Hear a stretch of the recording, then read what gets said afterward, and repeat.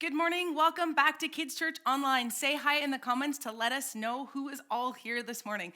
Well, we're into a new month, and with a new month comes a new series for Kids Church. This month, we're going to continue in the book of Genesis, but we are going to move on to Abraham's story, and we're going to learn about trust. We're going to learn about all the ways that God has proven he is trustworthy. We're also going to learn what trust is and why it's important in any relationship that we have. So some of you may not know what the word trust means or understand it. So I have gone to my trusty Webster's Dictionary for Kids, and this is what the dictionary tells us. Trust is the belief of that someone or something is reliable, good, and honest. So it basically means that when it comes to a person, we can trust that person to be honest to us, that they're going to be good, and they're only going to want good things for our life. So who are some people in your lives that you can trust? I can think of many people that I really trust in my life, like my parents, my good friends, the staff here at the church. Those are just a few examples of some of the people that I trust. But there is one very important person that I missed in that list, and that is God. We can always trust God. And this week, our big idea is we can trust God even when we don't understand. So let's check out our video and see how Abraham, who's also talked about as Abram in the Bible, trusted God.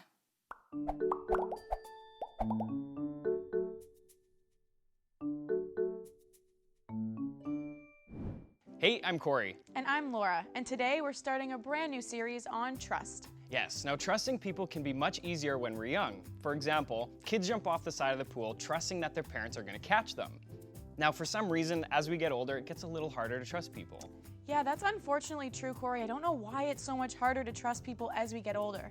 But one example I can think of people trusting others is a trapeze artist. They have to trust that their teammates are going to catch them even when they get thrown up in the air and there's no safety net underneath. Now, that would definitely take a lot of trust and a lot of skill. Let's take a look at our big idea. We can trust God even when we don't understand what he's going to do. Watch this.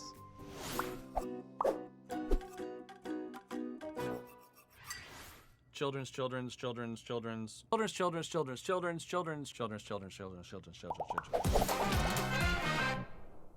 Hi friends, I'm Bruxy, and I want to tell you a story that comes from Africa. A family was out in the fields, and the mama shouted to her daughter, "Baby girl, do you trust me?" "Yes, I trust you, mama," says baby girl. "Great, then here's what I want you to do. Get down on your belly and crawl toward me, and do it now." Well, baby girl thinks, I don't know why she's asking me to do this, but I trust my mama, so she does what she says right away, gets down on her belly and crawls toward her mama. The mama says, "Great, now stand up and run, baby girl, run." She gets up and she runs to her mama, not knowing why, but when she finally gets to her mama, she holds her mama tight, turns around and looks, and there is a poisonous snake hanging down from the tree just above where baby girl was. You see, she listened to her mama, she trusted her, even though she didn't understand everything that was going on at the time, and it helped her get away from danger.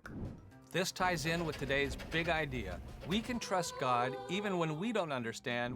Back in the Bible, in the book of Genesis, chapter 12, we read the story of Abram and Sarai. Later, they become known as Abraham and Sarah, but at first their names are Abram. That's a funny name. I should talk. My name is Bruxy. And Sarai, his wife. God appears to Abram, and he says, "Trust me." He says, "Come to me. I'm going to lead you somewhere, and we're going to accomplish something amazing together." Abram doesn't know everything God is going to do, but he trusts him. Let's read exactly what God says to him.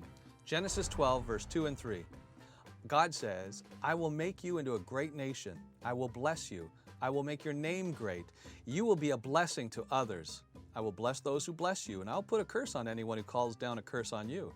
All nations on earth will be blessed because of you." Whew, that's a lot of blessing. God blessed Abraham, and he said, "Abram, your name is going to be great, but the main reason your name is going to be great is because I'm going to use you to bless other people, and that's what's most important." God wants to use Abram like he wants to use us to be a blessing to others. So what is a blessing? You know, a blessing is when we wish well on someone. We want what's good for them. You know, someone sneezes, and we say, "Bless you." We say, "We wish you well. We hope you're healthy." The difference is when God says, "Bless you," he's not just wishing something for us, he's going to make it happen. Back to the story. God has promised Abram he's going to bless him and bless the world through him. Abram trusts God and he leaves his home behind to travel to a distant land, even though he's not sure where they're going. God leads him to the land of Canaan. Canaan later becomes Israel, and all that Abram has with him is some of his possessions, some of his workers, his wife Sarai, and his nephew Lot. And so they travel together and they tour around Canaan. They look around this beautiful land. God says, you can't have it yet. I'm going to give it to your offspring, your descendants. That's your children's children's children's children's children's children's children. And they will be able to live here. For now, Abram, I'm giving you the promise of what I'm going to do through you. So that's enough for Abram because he trusts God. And Abram builds an altar. That's like a special holy meeting place for just him and God. And he worships God there because he trusts him. So what does all of this have to do with us? I'm getting there. Remember, God told Abram he would bless the whole world through him. Well, that's us, baby. We are blessed through Abram. But how? Well, Abram became the father of Isaac, and Isaac became the father of Jacob, and Jacob had 12 sons, which became the leaders of the 12 tribes of Israel. And one of those sons, Judah, it's through his bloodline that we have King David, and then through his bloodline comes King Jesus. Jesus was born through the bloodline of Abram. And because of Jesus, all of the world is invited into God's blessing. Bless you. Thank you. So what's today's big idea? Just like Abram, we can trust God, even when we don't understand what he's going to do. Well, how do we trust God? Well, remember how God blesses us through Jesus. And we trust God through Jesus. We learn his teachings, we learn about his example and how he lived, and we follow him. And how do we learn about him? Through the Bible and through one another, the church. Yes, let's learn about Jesus, let's listen to Jesus, and let's follow Jesus, because we can trust God, even when we don't understand what he's going to do. Next week, we're going to talk more about Abram and trust. But for now, I'm Bruxy signing off. See you next week. Okay, turn to the person beside you. And answer the following questions. Question time. Who do you trust and why?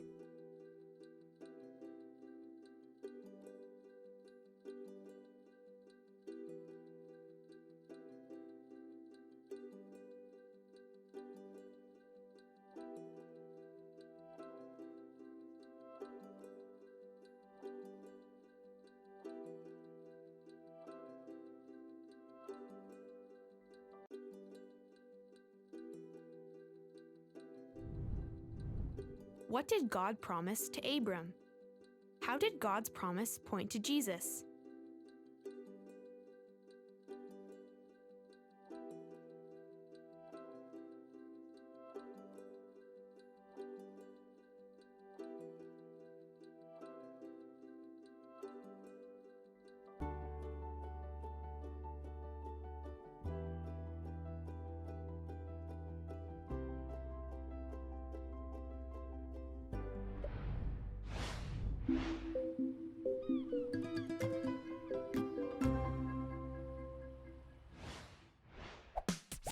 Game time! Liftoff! How many times can you say the key verse before the rocket lands on the moon? Say it with me. I will make you into a great nation, and I will bless you. I will make your name great. You will be a blessing to others. I will bless those who bless you. I will put a curse on anyone who puts a curse on you. All nations on earth will be blessed because of you. Genesis 12, verses 2 to 3. Get ready! 3, 2, 1, go!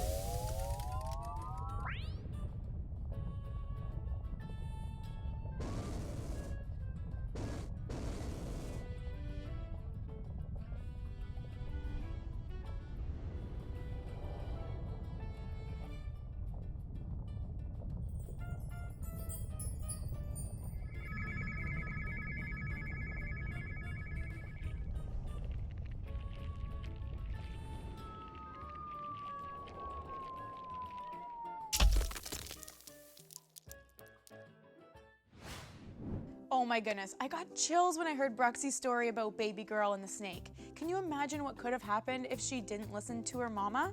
Definitely. Now that story is a perfect example of what trust should look like in any relationship. Have you ever had to trust someone where you had no idea what was going to happen next? Yeah, actually, I was working at a summer camp a few years back, and I was asked to lead a caving expedition with a bunch of people. I'm not gonna lie, I was a little freaked out going into caves about this big underground, but I trusted the leader, and you know what? It ended up a lot of fun. That sounds so awesome, but I'll admit, I'm a little bit claustrophobic and I'd definitely be a little bit scared. Let's watch this video where Catherine learns to trust God.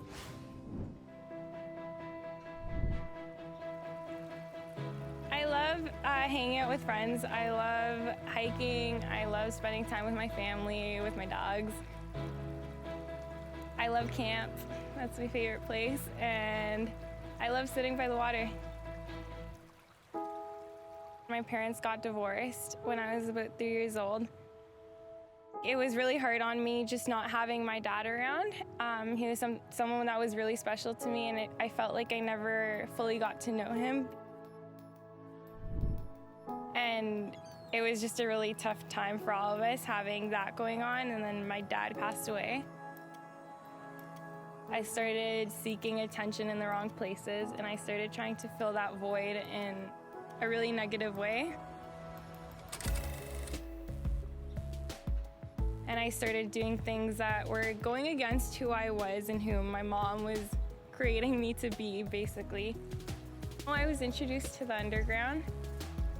The Underground is the youth group at the church that I attend, and that's when the healing of this journey kind of began, and that's where ultimately I learned who God was, and I started being more interested in learning more about him. And that's when I came to the realization, he's my father, and even though I don't have an earthly father here, he's still there, and he gives me so much more than an actual dad could ever give me. I had to change a lot of the things that I was doing. I had to leave a lot of the friends that I had. Kind of facing high school on my own, and that's what the past 2 years have been, is just me kind of pushing forward, and there have been many down parts of it, and it's been hard, but through the help of people at youth and just the encouragement of the community around me outside of school, that's what's kept me moving forward. In high school, there's a lot of fakeness, I guess you could say, and there's not true friendships, and it's always a competition with everyone, and it's a lot of comparison. And I think that when I got to the Underground and people would just approach me and actually be interested in finding out who I was, and tell me about your story, tell me about your life, I thought that was such a different experience, and I think that's what opened my eyes to true friendship and just the realness in people. And just knowing that people are there for you, and knowing that they care, and knowing that they love you regardless of the stuff you've done or the stuff you've been through. I love that about the Underground. And one thing that I've learned is that even if we can't see where God is going with things, it is 100% worth it, and his plan is ultimately bigger and greater than we could ever imagine it to be.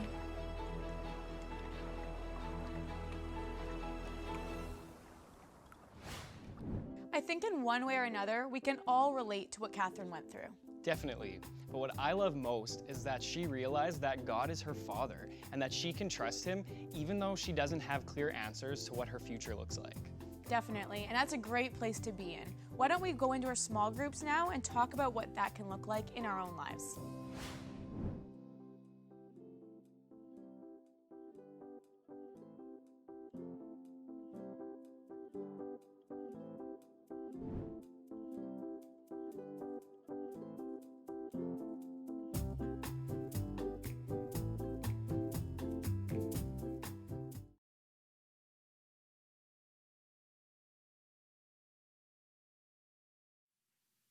God was going to use Abraham to bless the whole world, just like he wants to use us as a blessing to others. Remember, a blessing is when we wish well on somebody or want what's best or good for them.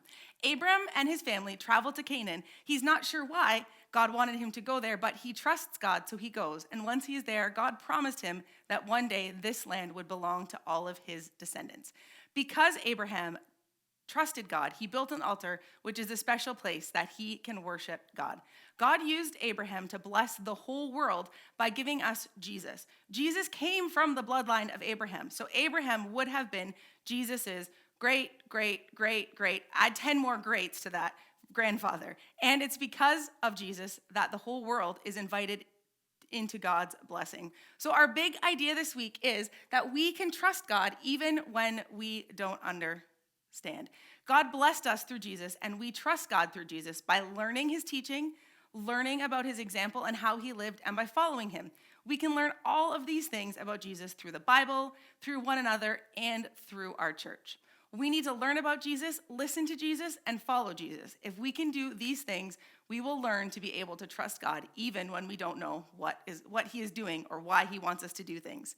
There's been many times in my life that I have really had to learn to trust God. And I'll admit it has not always been easy, but I know that God knows what is best for me, and I want to make sure that I'm living out what he has called me to do. And in order to do that, I have to trust him even when I'm not sure what the outcome is going to be.